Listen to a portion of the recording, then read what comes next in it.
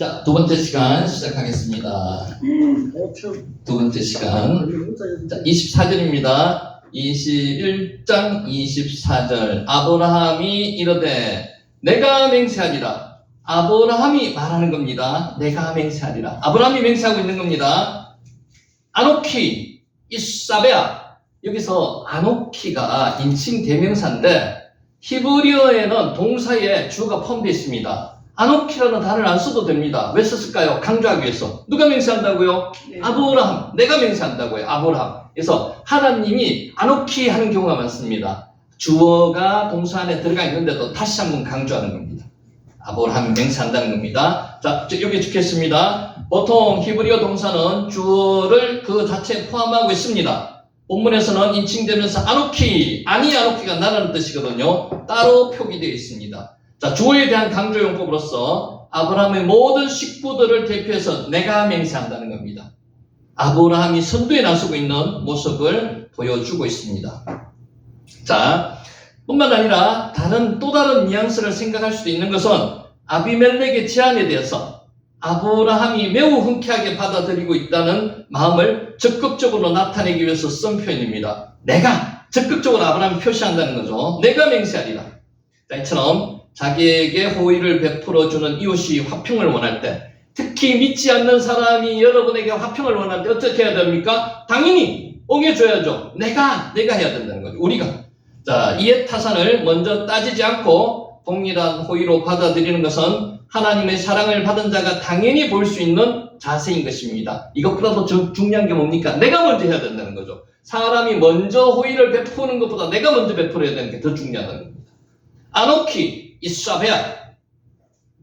자, 하나님은 믿지 않는 사람으로 하여금 거짓되게 행하지 아니하기를 맹세하기도 하십니다. 여러분, 이거 중요합니다. 여러분, 꼭 믿는 자들끼리 서로 하나님의 말씀으로 주고받고 힘을 받고 하는 것도 아니에요.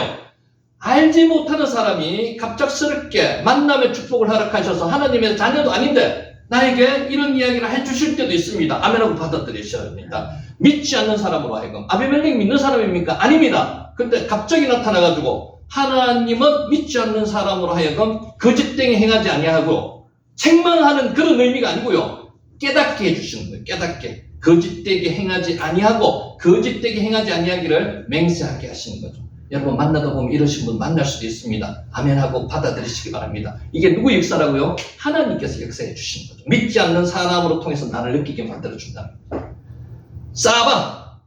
아까 세바가 뭐라고 했죠? 세바가 일곱이라는 뜻입니다. 세바. 일곱 부분에서 사바가 나왔습니다. 사바. 맹세하다는 거죠. 맹세하다. 사바. 아브라함과 아비멜렉의 언약을 체결하고 있습니다. 25절. 아비멜렉의 종들이 아브라함의 우물을 빼앗은 일에 관하여 아브라함이 아비멜렉을 책망했다고 했는데 이거 한번 잘 보세요. 재밌습니다. 빼앗았습니다. 아쉐르 까젤루. 누가 빼앗았다고요? 아비멜렉의 종들이 아브라함의 우물을 빼앗았습니다. 자, 아쉐르는 가죽을 벗기다, 잘라버리다는 뜻을 가진 게 까잘입니다. 까잘. 자, 3인칭 복수인 까잘루. 그의 샘을 빼앗았다는 거죠. 까잘은 타인의 소유물을 단순히 훔치는 것을 넘어서요. 폭력을 동반해서 강탈하는 겁니다. 우물이 그냥 빼앗겠습니까? 아니요. 싸워가지고 힘으로 빼앗는 거예요. 사막에서 우물은요, 생명입니다. 생명. 그것을 팠는 사람이 소유권이 있잖아요. 그죠? 누가 팠다고요? 아브라함의 종들. 아브라함이 팠습니다. 그럼 아브라함 소유인데 누가 빼앗아갔습니까? 아비멜렉의 종들이 빼앗아갔습니다. 어떻게 빼앗아갔다고요? 그냥 순순하게 그냥 쓱까지 되겠어요? 힘으로 빼앗는 거예요. 늑탈. 개역 성경에는 늑탈입니다. 힘으로 빼앗아갔다는 겁니다. 이 빼앗아갔는 건 폭력을 동반한 강탈행위라는 겁니다. 그러니까 우리 성경에는 그냥 빼앗아 이렇게 아주 순순하게 가져간다는 뜻의 전달로밖에 안 들리지만 실제 원어상에는 폭력으로 빼앗아갔다는 겁니다. 이게 원어가 중요한 게 이런 것 때문에 중요해요. 자, 유목민들에게 있어서 우물은 생활의 필수 요건입니다. 가장 큰 재산입니다. 아까 뭐라 그랬죠? 생명입니다. 생명. 물이 있어야 산다는 거죠. 없으면 죽습니다. 따라서 우물로 인한 분쟁이 늘 끊이지 않았는데 때때로 분쟁은 이것 때문에 전쟁이 일어난다는 거예요. 부족 간에 전쟁이 일어나고요. 나라 간에 전쟁이 일어난다는 겁니다. 이게 전쟁거리예요. 그런데 빼앗아갔는데 아브라함은 어떻게 했다고? 가만히 있었습니다. 참았습니다. 이게 아브라함이 잘 했는 것 중에 하나라는 거죠. 주여. 자, 믿는 사람은요, 믿지 않는 사람들과의 싸움에서 항상 이렇게 똑같이 돼서는 안 된다는 겁니다. 우리 아브라함이 이 사건을 잘 한번 보시기 바랍니다. 아브라함이 아비멜렉과 우호조약을 맺기에 앞서서 우물의 소유권 문제를 제기한 이유도 이러한 분명하지 않은 채, 이것을 분명히 하지 않은 채 조약을 맺었다가는 후에 다시 물로 인해서 조약이 쉽게 파기될 것을 방지하려는 목적이 있었습니다. 물론 이 기회에 우물의 소유권을 분명히 맺어치우려 한 것입니다. 우물이 그만큼 중요하다는 거죠. 그러니까 아비멜렉과 아브라함의 관계에서 아브라함은 이때까지 기다렸습니다. 싸워가지고 빼앗긴 것을 빼앗으려고 하지 않았다는 거죠. 하나님의 역사하실 때까지 기다리는 겁니다. 하나님께서 대신해 주시는 거예요. 까잘, 아까 뭐라 그랬죠? 까잘이 빼앗다는 겁니다. 늑탈하다는 뜻입니다. 폭력으로 강제로 빼앗는 게 까잘입니다. 그냥 빼앗는 게 아니에요. 까잘. 자, 아비멜렉을 아브라함이 책망하며 아브라함이 아비멜렉을 책망. 여러분, 책망은 어떤 뜻이죠? 책망은 아주 그 사람이 잘못한 것을 낱낱이 까발려버리는 그런 뜻이잖아요. 그죠? 실제 원어는 그렇지 않습니다. 한번 볼게요. 왜 호키야흐라는 단어를 썼는데, 야카흐라는 단어는요, 논정하다, 다투다, 꾸짖다, 책망하다, 여러 가지 의미로 쓰이는데, 여기서는 유죄를 입증하다는 뜻으로 하나하나 조목조목 들어서 네가 잘못했다는 것을 그냥 나무라는 의미보다는요, 구체적으로 밝히는 의미입니다. 이런 뜻입니다. 자, 본문은 아브라함이 아비멜렉에게 책망했다기보다는요, 네가 잘못했어! 막 꾸짖는 이런 의미가 아니라는 거죠. 이의 자초지정을 알아보고자 조목조목 밝혀서 알려주는 거죠. 네가 잘못했지? 이것은 네가 잘못한 거야. 이렇게 막 강제적으로 했는 게 아니고요. 조목조목 알려줬다는 겁니다. 의미가 다릅니다. 그게 뭐라고요? 약하더라는 거죠. 약하. 자, 이거 한번 보세요. 책망하면을 실제로 원어를 가장 정확하게 번역하면은 조목조목 밝혀서 물어보았다는 겁니다. 스스로가 느끼게 만들어줬다는 거예요. 책망은 어떤 거예요? 막 억압하는 겁니다. 억지르는 겁니다. 이런 의미하고 좀 차원이 다르다는 거죠. 그래서 아까도 말씀드렸듯이 히브리어는 여러 가지 의미가 있기 때문에 문장 안에서 해석을 하는 게 제일 바른 방법입니다. 약하가 뭐라고요? 약하, 책망하다는 겁니다. 실제로 책망하다는 것은 조목조목 밝혀서 알리라는 겁니다. 문장 안에서는요. 자, 26절 아비멜렉이 이르되 누가 그리하였는지 나가 내가 알지 못하노라. 너도 내게 알리지 아니하였고 나도 듣지 못하였더니 오늘에야 들었도다. 히브리어하고 한글하고 차이가 뭔가 하면요, 히브리어는 운율이 있습니다. 운율이. 이 운율을 원어 그대로 읽으면요, 우리 시 읽으면 약간 흥이 똑같습니다. 흥이 있습니다. 한글은 이것을 번역해놨기 때문에 흥이 좀 덜해요. 한번 볼게요. 이 흥을. 자, 내가 알지 못하노라. 내게 알리지 아니하였고 나도 듣지 못하였더니 이게 어떤 뜻인가 하면요, 로 야다티, 로 히카드타, 로 사마티. 이것을 읽으면 운율이 있습니다. 운율이. 이런 뜻입니다. 자, 강한 부정어가 로거든요. 아니다 이런 뜻입니다. 알다가 야다티입니다. 야다티. 네가 내게 알려줬는데 T가 나라는 뜻이거든요. 내가 안다는 거예요. 내가. 여기 있죠. 내가 알지 못한다. 여 야다티. 로 하카다트. 네가 내게 알리지 않았고 너라는 겁니다. 또 내가 들었다는 겁니다. 자, 다시 한번 읽을게요. 로 야다티, 로 히카드타, 로 사마티. 말하다, 듣다, 이런 게 알다, 말하다, 듣다가 로가 붙어 있는 겁니다. 자, 이는 아비멜렉 자신이 아브라함으로부터 부당하게 비난받고 있음을 강변하는 겁니다. 내가 알지 못하는 거고요. 네가 내게 알려주지 않았다는 거고요. 나도 듣지 못하였다는 겁니다. 자, 사실 아비멜렉의 이러한 말은 진실 그대로입니다. 실제입니다. 실제. 피해를 당한 당사자인 아브라함 자신이나 아비멜렉의 종들조차 이 사실을 아비멜렉에게 제대로 보고하지 않았다는 겁니다. 실제 이랬을 가능성이 높다는 거죠. 자, 이러한 아비멜렉의 강한 자기 변명에도 불구하고 자기 종들이 잘못에 대한 책임으로 아비멜렉은 아브라함에게 우물을 다시 돌려줬습니다. 실제로 아브라함 때문에 돌려준 게 아니고요, 아브라함과 함께 하시는 하나님 때문에 돌려줬다는 겁니다. 그럼에도 불구하고 이 우물에 대한 분쟁은 이삭 때에 가서 다시 한번 크게 대두되었습니다. 이렇게 맹세를 했는데도 이게 그만큼 자기들한테 중요하다는 겁니다. 힘으로 넉타리가 빼앗았기 때문에 아브라함과 이렇게 약조를 했지만은 아들 때가 가지고 다시 분쟁이 일어났다는 빼앗겼습니다. 그때도 나가든 선포하다는 뜻입니다. 자, 27절 다시 있습니다. 27절 아브라함이 양과 소를 가져다가 아비멜렉에게 주고 두 사람이 서로 언약을 세우니라. 이 재밌습니다. 누가 지금 언약하러 왔습니까? 아비멜렉이 언약하러 왔습니다. 그러면 양과 소도 자기가 가져와야 되는 거예요. 근데 여기서는 아브라함이 양과 소를 가져다가 아비멜렉에게 줬습니다. 그러니까 이게 믿는 사람과 믿지 않는 사람들의 차이라는 거죠. 언약하러 왔더라도 베푸는 거예요. 두 사람이 서로 언약을 세우니라. 요게 와 이크레투 세네햄 베리트가 언약이거든요. 다르다는 뜻이 있는 게 카라트입니다. 옛날에 중동에서는요, 언약을 맺을 때 동물을 반으로 딱 자릅니다. 잘라가지고 양옆으로 두고 언약의 당사자가 그 사이를 지나갑니다. 이게 무슨 뜻인가 하면은 만약에 두 사람 중에서 언약을 어기면은 이 동물처럼 자기가 쪼개지겠다는 그런 뜻입니다. 그게 카라트입니다. 카라트. 계약이라는 뜻이죠. 베리트와 함께 계약을 맺다, 계약을 자르다. 맺다는 뜻도 있고 자르다는 뜻도 있습니다. 동물을 자르듯이. 자, 이러한 표현은 당시 건동에서 계약을 체결할 때 다시 설명합니다. 희생제물을 둘로 쪼개어 마주보게 놓고 계약 당사자로 하여금 그 가운데로 지나가게 하는 풍습이 유래되었습니다. 이것은 어떤 의미냐 하면요, 계약 음수에 대한 맹세와 더불어서 아울러서 계약 위반 시에는 쪼개진 제물과 같이 그 예배를 위반한 사람이 쪼개지겠다는 겁니다. 그러니까 안 쪼개지려면 언약을 지켜야 된다는 거죠. 자, 뿐만 아니라 계약을 맺은 후에는 선물을 보내는 것이 아니라 선물을 보내는 것이 하나의 관리였습니다. 본문에서도 아브라함이 소와 양을 예물로 보냄으로써 아브라함이 보냈습니다. 아비멜렉이 보낸 게 아니고 아브라함과 아비멜렉 사이에 동맹관계라는 계약이 체결되었음을 분명히 했습니다. 정표로 보내는 거죠. 징표로. 카라트가 뭐라고요? 카라트가 자르다. 계약을 맺다는 뜻도 카라트입니다. 베리트가 언약입니다. 언약. 계약 중에서 말로 한 게 언약입니다. 언약. 자, 두 사람이 서로 언약을 세우니라. 와 이크레투 셔나햄 베리트.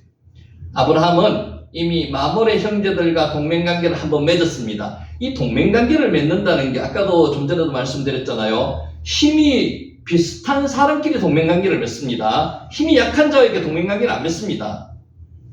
자, 이처럼 아브라함이 가나안 땅에서 큰 세력을 갖고 있었던 사람들과 동맹을 맺었다는 사실은 아브라함이 비록 유목생활을 하는 유랑자였습니다. 게르, 나그네였습니다. 불구하고 그 땅 현지인들에게 존경과 신뢰의 대상이 되었음을 보여주는 한 증거입니다. 그만큼 강력한 힘이 아브라함에게 있었기 때문에 원주민들이 아브라함을 무시 못하고 이제 싸우지 말자 이렇게 되는 겁니다. 힘이 약하면 그냥 눌러버리면 되는데 아브라함이 힘이 있으니까, 그리고 그 힘의 주 원인이 어디서 나오는 거예요? 하나님이 같이 있었기 때문에, 하나님이 아브라함 안에 계셨기 때문에 아브라함을 그들이 묻지 못했다는 겁니다. 자, 이처럼 성도는 교회에서뿐만 아니라 우리 삶의 터전인 사회에서도 이웃에게 신뢰받고 존경받는 자들이 되어야만 합니다. 삶 속에서 하나님이 나타나야만 한다는 거죠. 저와 여러분이 이런 사람들이 되기를 예수님의 이름으로 축원합니다. 아멘. 자, 28절 아브라함이 7 암양 새끼를 따로 놓았답니다. 여기서 7이 무슨 뜻이라고? 7 쉐나에서 사바가 나오는 건 7이 쉐나 맹세. 7 암양 새끼를 따로 놓았습니다. 7 암양 새끼 쉐바 키보소트 하촌. 본문은 아브라함이 아비멜렉과 동맹관계를 형성하는 계약을 체결한 후에 계속해서 우물의 소유권에 대한 정당한 권리를 승인받는 또 다른 계약을 체결하기 위해서 아비멜렉에게 제공한 예문입니다. 정표라는 거죠. 자, 암양새끼 7마리를 취한 이유는 완전을 상징하는 7이라는 쉐바가 7을 완전수입니다. 완전수. 7이 어떻게 나왔어요? 땅의 수 4. 동서남북 4거든요. 하늘의 수 셋. 이게 4와 3이 합쳐진 게 7입니다. 7이 완전수거든요. 그래서 7이란 수를 통해서 계약의 완전성과 불변성을 강조하기 위한 것입니다. 그래서 쉐바가 7이라는 의미이고요. 거기서 샤바 맹세가 나오는 겁니다. 자, 실제로 히브리어에서 7 쉐바란 말에서 방금 말씀드렸죠. 맹세, 샤바란 말이 나왔습니다. 그래서 어원이 둘 다 똑같이 쉐바입니다. 쉐바, 7이라는 의미에서 나왔습니다. 키보사트가 뭔가 하면요, 암양입니다. 암양. 복잡한 거는 모르시고 그냥 지나가셔도 상관없습니다. 그리고 히브리어를 공부할 때 제일 좋은 방법은요, 입으로 자꾸 이야기를 해야 되는데 제일 중요한 거는 요 나오는 단어를 성경에다 기록해 놓으면요, 자기게 되는 겁니다. 성경을 우리 1년에 한두 번씩은 읽으시죠, 그죠? 읽을 때 요 단어가 머릿속에 계속 들어와요. 그러면 이 단어가 자기게 되는 거예요. 그게 제일 빨리 공부할 수 있는 방법. 그러니까 복잡한 거 말고, 예를 들어서 토브라든지 샬롬이라든지 이런 거는 아주 쉬운 글자이기 때문에 기록해 놓으면 바로바로 눈으로 확인할 수가 있습니다. 자, 29절 다시 쳤습니다. 아비멜렉이 아브라함에게 이르되 이 7 암양 새끼를 따로 놓으면 어찌미냐. 요게 히브리어로 마입니다. 어찌된 일이냐 이런 뜻이죠. 1차적으로 무엇이냐 의미를 가지는 의문 대명사입니다. 때로는 이 단어가 왜라는 뜻도 되고요, 얼마라는 뜻도 됩니다. 자, 본문에서 이 단어는 아브라함이 암양 새끼 7마리를 따로 구분해 놓은 예기치 않은 행동에 대해서 아비멜렉이 그 의미가 무엇인지 묻고 있는 겁니다. 이렇게 많은 양을 어떤 용도로 사용할 것인지에 대한 강한 의문을 가지고 아비멜렉이 아브라함에게 묻고 있는 겁니다. 어찌 됨이냐? 증거를 삼기 위해서 그랬다는 거죠. 아브라함이 이르되 너는 내 손에서 이 암양 새끼 7을 받아서 내가 이 우물 판 증거를 삼으라. 이게 증거물입니다. 증거물. 에다가 증거라는 뜻입니다. 돌다 반복하다는 뜻은 우드에서 나왔습니다. 자, 이 단어는 되풀이해서 확실하게 말하다 이런 뜻입니다. 입증하다 의미도 가지고 있습니다. 증거라는 뜻입니다. 자, 이 단어는 법적인 문제나 재판과 관계되어서 많이 쓰이는 단어입니다. 1차적으로 소송 문제에 있어서 법정에 출두하거나 필요시 증언할 수 있는 사람, 증인 또는 증거 이런 뜻입니다. 여기 뭐라고요? 에다입니다. 에다. 네, 에다.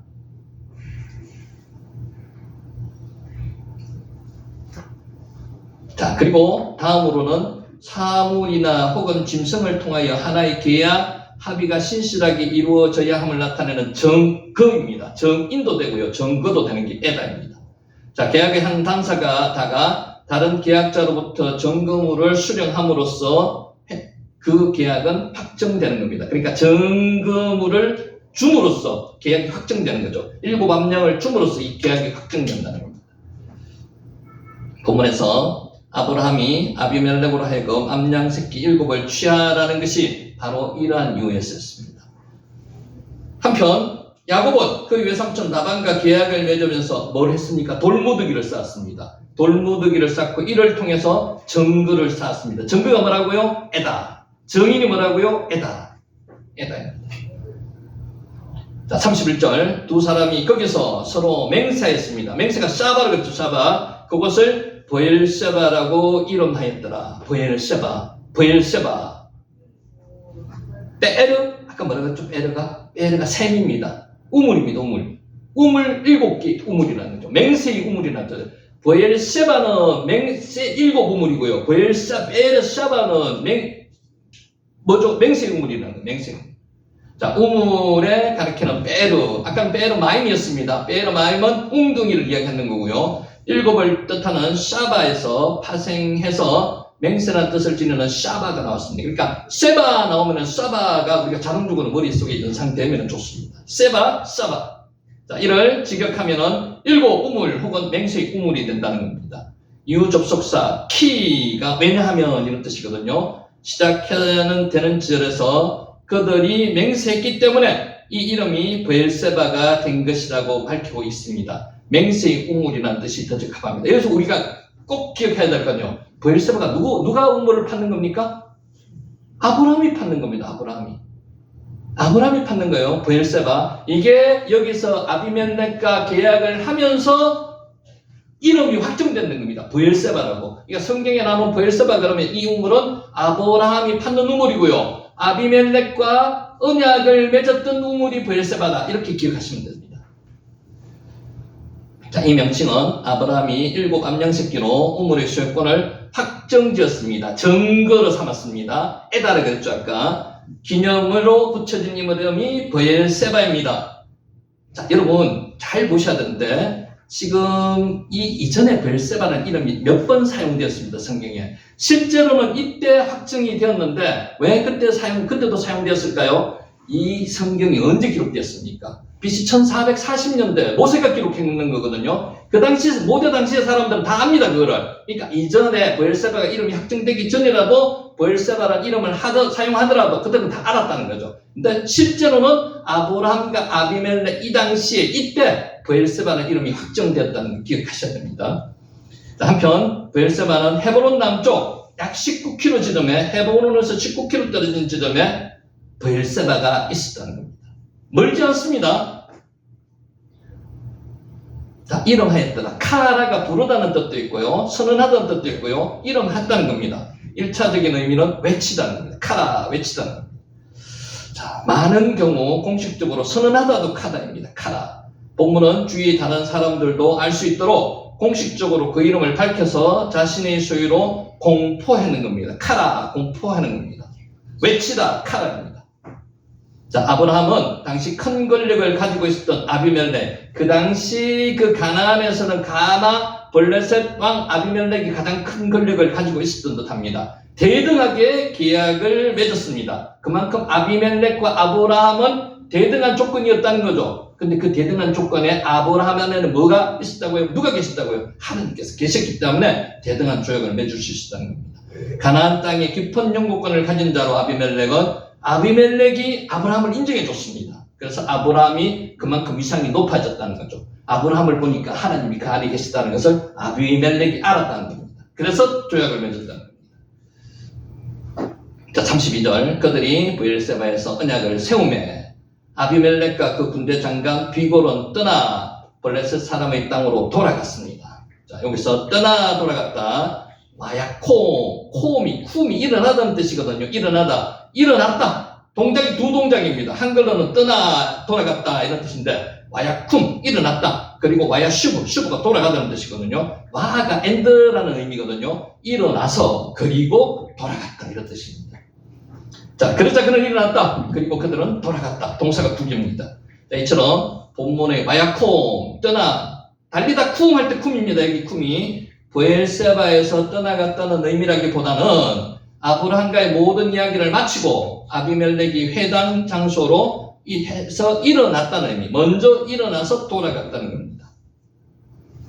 떠나갔다는 의미보다는 자, 본문에서 와야쿰 그리고 일어났다.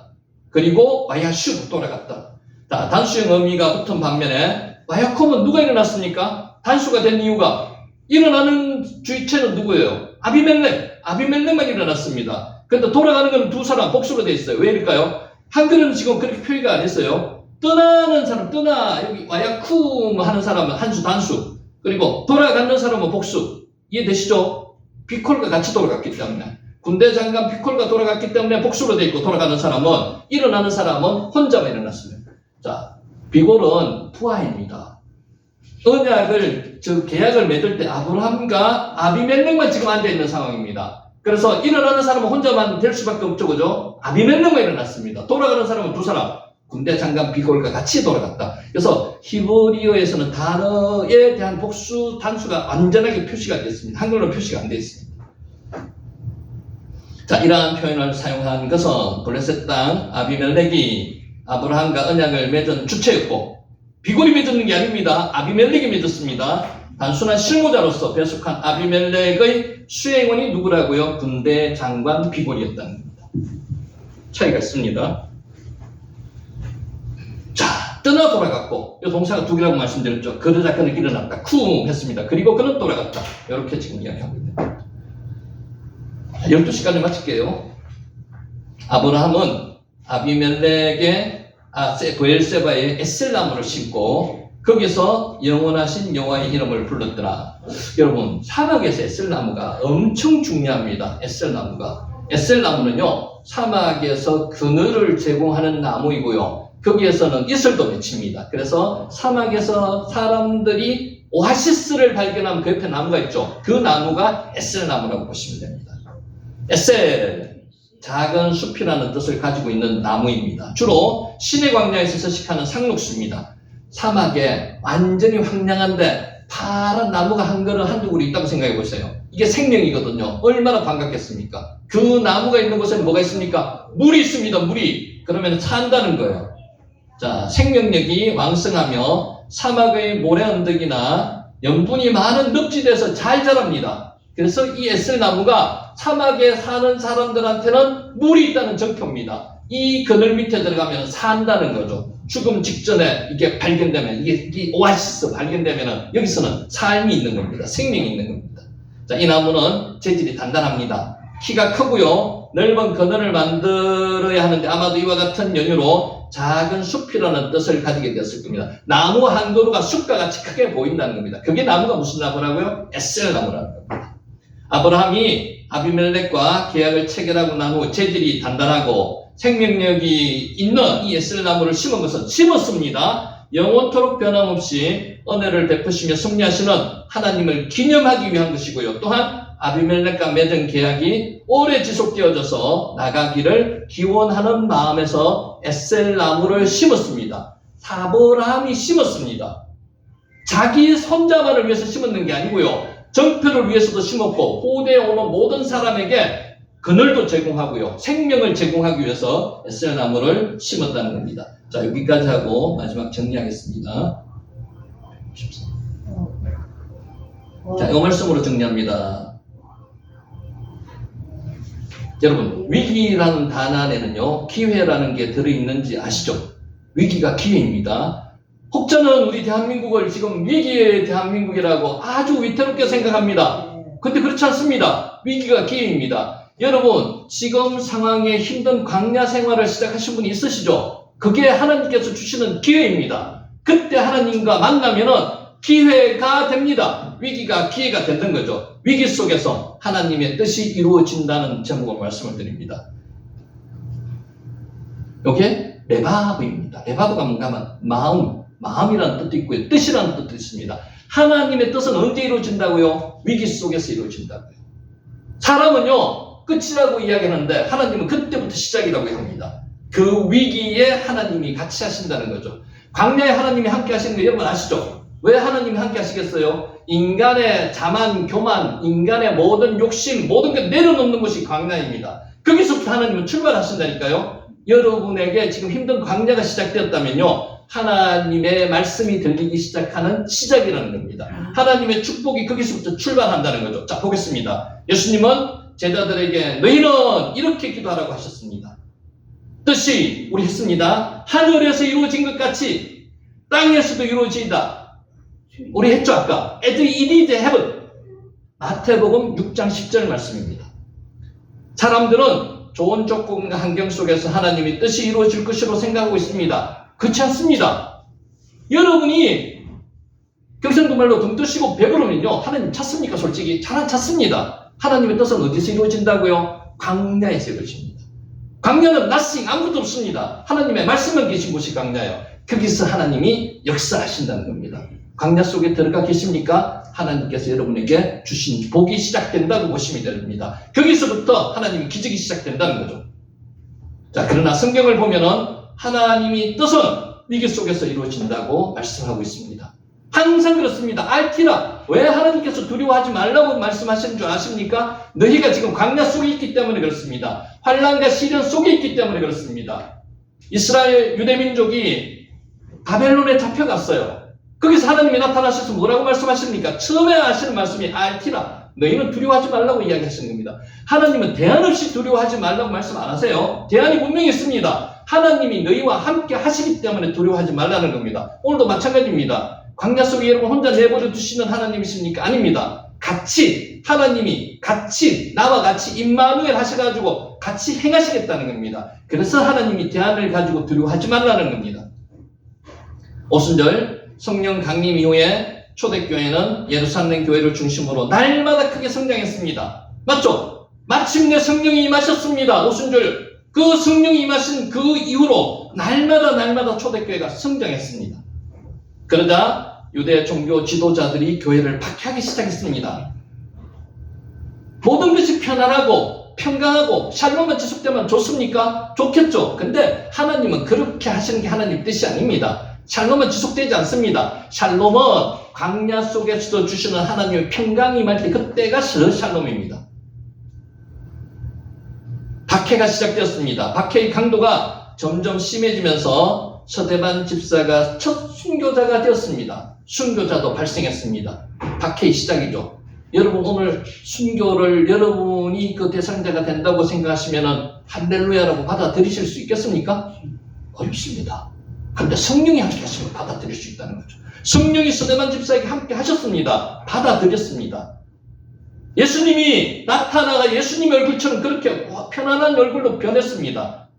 베드로가요, 깊은 잠을 잘 수 있는, 옥에서 깊은 잠을 잘 수 있는 이유가 뭐였겠습니까? 잡혀서. 내일이면 잡혀서 죽습니다. 하나님께서 그런 마음을 주시는 거죠. 잠을 주시는 거예요. 여러분이 순교할 수 있는 당장에 나는 불가능합니다. 하나님께서 함께 하시면 가능하다는 거죠.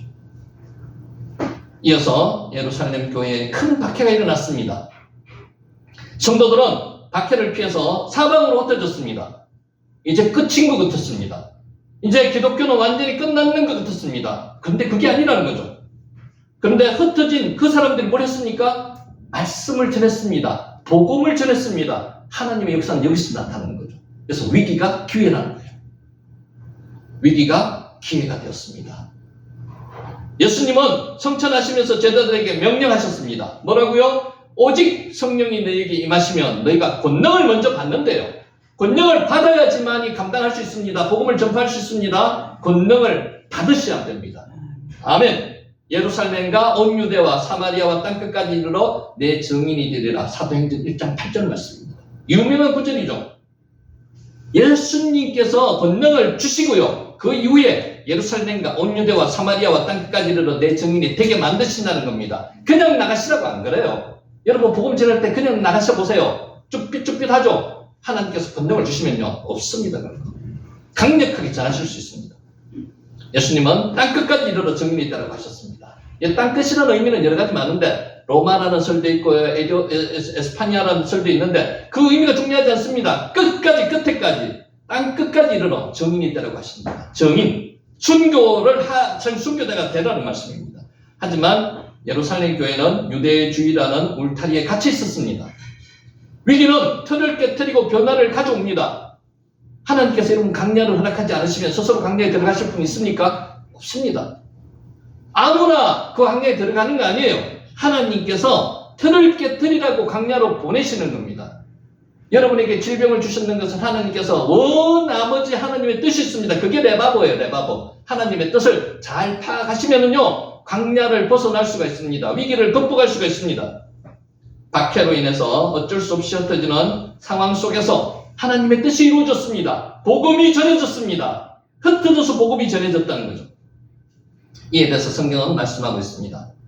그날에 예루살렘에 있는 교회에 큰 박해가 있어 사도 외에는 다 유대와 사마리아 모든 땅으로 흩어지니라. 이게 하나님의 뜻이라는 거죠. 그 초대교회 당시로 계속 있으면 어떻게 될까요? 거기 있으면 자기들끼리만 부흥이 발전이 일어났을 겁니다. 크게 일어나지도 못했을 거예요. 말씀은 전파 안 됩니다. 그러나 박해가 있었기 때문에 흩어져서 말씀이 전해졌다는 거죠. 박해로 인해 예수님의 명령이 그대로 성취되었습니다.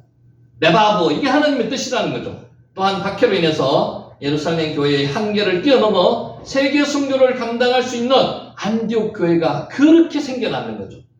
예루살렘 교회 초대교회 하나밖에 없었을 겁니다. 만약에 거기 있으면 끝났다면. 그런데 박해가 있었기 때문에 안디옥의 교회가 생겨났다는 겁니다. 바울은 이방인들의 고소로 인해서 옥에 갇혀서 재판을 기다리며 세월을 보냈습니다. 바울의 전도사역이 끝난 것 같았습니다. 근데 끝났습니까? 아닙니다. 하나님은 바울을 부르실 때 그에게 이방인과 임금들과 이스라엘 자손들에게 복음을 전하는 사명을 주셨습니다. 맞죠? 주님께서 아나니아에게 바울을 소개할 때 이렇게 말씀하셨습니다. 이 사람은 내 이름을 이방인과 임금들과 이스라엘 자손들에게 전하기 위해서 택한 나의 그릇이다. 여러분에게도 이런 축복이 있으시기 바랍니다. 이런 말씀이 여러분에게 하나님께서 하시는 축복이 있으시기 바랍니다. 사도행전 9장 15절 말씀입니다. 이러한 바울의 사명은 그가 매임으로써 이루어지게 되었습니다. 자, 1949년도에 공산당이 중국을 장악했을 때 중국에서 사역하고 있던 1만여 명의 선교사들이 추방을 당했습니다. 언제요? 1949년도에. 4,500만 명의 중국 기독교인들은 문화 대혁명 시기에 심한 박해를 받았습니다. 이들이 다 사라졌을까요? 지금 중국의 기독교인들이 하나도 없을까요? 지금 시진핑이 박해하고 있습니다. 지하교회에 엄청난 교인들이 있습니다, 지금. 자, 이후 중국에서는 교회가 완전히 사라졌습니다. 눈으로 보는 교회는 사라졌습니다. 근데 실제로 사라지지 않았다는 거죠. 세월이 흐르면서 사람들은 중국의 기독교는 이제 소멸되었을 것이라고 생각했습니다. 이게 사람들의 생각입니다. 눈으로 보이는 것은 없어졌습니다. 자, 세월이 흐르면서 중국의 기독교는 소멸되었을 것이라고 생각했습니다만 실제로 그렇지 않다는 거죠. 1970년대 말에 중국이 주기 장막을 걷어내고 문호를 개방했습니다. 짠! 개방을 해놓으니까 기독교인들이 없어졌을까요? 이때 선교사들이 다시 중국에 들어갔습니다. 그리고 놀랍게도 중국에는 5천만 명의 성도들이 존재하고 있습니다. 우리나라 인구가 몇 명이죠? 5천만입니다. 이만큼 우리나라 인구만큼의 사람들이 그 지하교회에서 그 박해 속에서 존재하고 있었다는 겁니다. 이게 하나님의 역사입니다. 이게 중국의 위기가 닥쳤었죠? 닥쳤는데 기독교인이 완전히 말살됐다고 생각은 보통 사람들은 생각을 했는데 그렇지 않았다는 겁니다. 얼마나 있었다고요? 5천만 명 있었어요. 5천만. 여러분 기회가 위기라는 거 인정하십니까? 여러분 중에서 위기 속에서 있다고 하늘이 무너지고 끝났습니까? 아닙니다. 하나님은 그때부터 역사하신다는 거죠. 이게 하나님의 방법입니다. 벼랑 끝에 서 있는 사람은 어디 바라볼 것이 어디밖에 없습니까? 하늘밖에 없습니다. 그때 하나님이 역사하신다는 거죠. 그게 심령이 가난한 자들이라는 거예요. 예루살렘 교회 박해 때와 마찬가지로 박해로 인해 복음은 더 확산되었습니다. 박해로 복음이 확산되었다는 것, 이게 하나님의 방법이라는 거죠. 인간은 끝이라고 생각하지만 하나님은 시작이라는 거죠.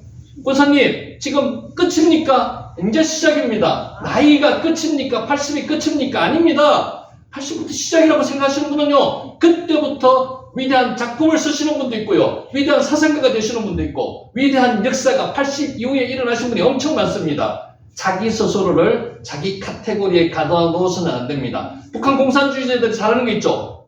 카테고리를 딱 가둬 놓습니다. 프레임을 씌워 놓습니다. 거기서 헤어나오게 못하게 하는 거죠. 그게 공산주의자들의 방법입니다. 그게 나쁜 사람들의 마귀의 방법입니다. 하나님은요, 그 프레임을 벗어나게 만들어주시는 분이에요. 말씀이 그렇다는 거예요, 말씀이. 자, 위기가 오히려 기회가 되는 일들은 우리 개개인의 인생사에서 일어나고 있습니다. 지금도 오늘 이 말씀을 들으면서 위기라고 생각하시는 부분은 그 프레임을 깨트리시기 바랍니다. 혼자 못 깨트리셔요. 말씀이 깨트리시는 거죠. 말씀이. 말씀으로 그것을 넘어서시기 바랍니다. 아멘.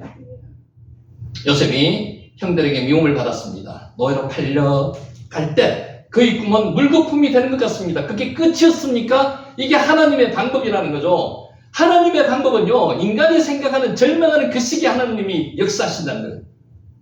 하지만 요셉이 노예로 팔려 애굽에 내려간 일이 그의 꿈을 이루는 기회가 되었다는 겁니다. 사람은 이야기를 합니다. 이게 끝이라고. 근데 절망이 아닙니다. 하나님은 그때부터 시작하신다는 거죠. 여러분, 나이가 한계를 지을 수 있습니까? 아닙니다. 그부터 시작해가지고 새로운 꿈을 가질 수 있는 게 자기 지금, 아까 뭐가 중요하다 그랬죠? 지금 여기가 중요하다 그랬죠? 지금 내가 중요한 거예요. 끝은 내가 정하는 겁니다. 내가 정해서 한계를 짓는 거예요. 그렇게 하시면 안 된다는 거예요. 여리고성이 멸망의 위기에 처했습니다. 끝입니까? 아닙니다. 이때 여리고의 기생 라합은, 기생이 뭡니까? 실제로 몸 파는 여자였습니다. 여기서 절망입니다. 아무것도 내세울 것도 없고요, 미래가 없습니다. 이 기생 라합은 이스라엘 정탐꾼을 숨겨주고 무사히 돌아가도록 도와줬습니다. 이게 하나님의 역사입니다. 위기를 만났지만 믿음으로 행하여 자신뿐만 아니라 온 가족을 멸망에서 구원해냈습니다. 이게 하나님의 방법입니다. 혼자만 구원받았습니까? 너와 내 온 집이 구원을 받았다는 거죠. 온 집안이 구원을 받았습니다.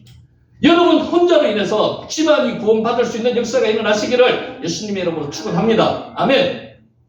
사람들은 위기가 다가오면 뭐 합니까? 두려움과 공포에 사로잡힙니다. 그래서 항상 하나님께서 말씀하시잖아요. 알티라! 두려워하지 말라고 말씀하시잖아요. 여러분 두려워하시면 안 됩니다. 하나님은 방법을 가지고 두려워하지 말라고 말씀하시는 거예요. 무슨 방법입니까? 하나님이 너와 함께 하시겠다고 말씀하시는 거죠. 저와 함께, 여러분과 함께 하시겠다는 겁니다. 두려워하지 말라는 겁니다. 하나님의 호칭이 두 가지입니다. 엘로힘 하나님, 전지전능한 하나님, 그리고 여호와 하나님, 약속의 하나님. 약속으로 이 말씀, 성경 말씀 우리한테 주셨잖아요. 이 하나님이 나와 함께 하시는 거고요. 천지를 만드신 그 하나님, 우리 죄를 위해서 이 땅에 오신 그 하나님, 십자가에 돌아가신 그 하나님, 재림하신 그 하나님, 재림하실 그 하나님, 그 하나님이 우리와 함께 하시기 때문에 두려워하지 않아도 된다는 겁니다. 알티라 두려워하지 마시기 바랍니다. 그러나 위기 속에는 엄청난 기회가 감추어져 있습니다. 오늘 이 순간 이 말씀을 듣는 한 분 한 분 속에서 엄청난 기회가 간직하고 있는 기회가 있다는 거예요. 지금부터 시작이라는 겁니다. 나이요? 아니요. 그거는 그냥 숫자에 불과한 겁니다. 출발하시면 됩니다. 지금 하시면 됩니다. 지금 하시면 됩니다. 위기 속에는 하나님의 뜻이 이루어진다는 사실을 우리는 잊지 말아야 합니다. 꼭 명심하셔야 됩니다. 말씀이 사람을 변화시킵니다. 맞습니까? 이 말씀이 사람을 변화시키기도 하고요. 이 말씀이 치료를 가능하기도 하고요. 이 말씀이 사람으로 하여금 하나님이 임재하신 것을 알게 만들어준다는 거예요. 지금 세계 곳곳에서 종말적인 재난과 전쟁이 끊이지 않고 있습니다. 우크라이나 국민들은 지금 절망 속에 있습니다. 하나님이 안 계시면 그들은 죽습니다. 근데 하나님이 계시기 때문에 지금도 살아있다는 거죠. 여러분, 우리나라가 지금 절망 속에 있습니까? 아닙니다. 지금 희망을 가져야 됩니다. 여러분이나 저나 한 사람 한 사람이 희망을 가질 때 나라가 살 수 있는 거예요. 절망해서는 안 됩니다. 지금은 확실히 국가적으로나 개인적으로나 위기 때입니다. 맞습니다. 모든 사람이 위기라고 이야기합니다. 그런데 그 위기는 하나님께서 새로운 출발을 위한 과정 중에 시작이라는 겁니다. 그러나 한편으로 기회의 때입니다. 여러분, 기회의 때라고 믿으시기 바랍니다. 기회의 때입니다. 이것은 영적으로도 마찬가지입니다. 위기의 때는 하나님께 더 가까이 나갈 수 있는 기회입니다. 기회가 지금 여러분과 저에게 왔습니다. 나라를 위해서 기도할 때가 왔습니다. 이때 여러분이나 저나 기도하셔야 되고요. 말씀으로 바로 서야 된다는 겁니다. 안일하고 형식적인 신앙생활을 개선할 수 있는 절호의 기회입니다. 집사님, 치료의 기회가 지금 왔습니다. 하나님이 역사하실 기회가 왔습니다. 하나님을 꼭 붙드시기 바랍니다. 하늘을 바라보시기 바랍니다. 여러분, 방주에 문이 어디 있는 줄 아십니까? 창문이. 방주에는 창문이 하늘 위로 뚫혀 있습니다. 거기에서 뭘 합니까? 하늘만 쳐다보라는 겁니다. 밖을 쳐다보자 말하는 거예요. 하늘만 쳐다보시기 바랍니다. 예수님은 평상시에는 큰 존재가 아닙니다. 구명조끼는 언제 필요합니까? 바다가 잔잔해질 때는 전혀 필요가 없습니다. 풍랑이 일고 빠지고 폭풍과 일어났을 때 구명조끼가 필요한 거죠. 아예 눈길도 가지 않습니다. 마찬가지로 삶이 평안할 때에는 예수님이 없어도 얼마든지 살 수 있는 것 같습니다. 지금 그렇습니다. 예수님이 없어도 살 수 있죠. 그런 분 지금 계십니까? 그분들은 평안한 게 지금 평안한 게 아니에요. 예수님을 찾으셔야 됩니다. 예수님이 여러분에게 복으로 지금 환난과 고난 속에서 밀으시는 건 여러분에게 하나님께서 주시는 복이라는 겁니다. 그러나 삶이 강풍이 일어나면 그때는 상황이 완전히 달라집니다. 삶의 강풍 속에서 있는 것은 여러분이 계신다면 하나님의 축복 속에 있다고 생각하심이 맞습니다. 지금 위기를 만났습니까? 질병으로 고생하십니까? 경제적인 위기가 있습니까? 하나님의 축복 속에 있다는 겁니다. 너무 두려워하지 마십시오. 알티라. 떨지 마십시오. 하나님이 함께 하시기 때문입니다. 그 위기 속에 우리를 향하신 하나님의 뜻이 이루어질 수 있으심을 믿으시기 바랍니다. 성경은 말씀하고 있습니다. 보라! 꼭 명심하시기 바랍니다. 지금은 은혜 받을 만한 때요. 보라! 지금은 구원의 날이로다. 이 말씀을 명심하시고 이 위기를 기회로 바꾸시는 저와 여러분이 되시기를 예수님의 이름으로 축원하면서 오늘 강의를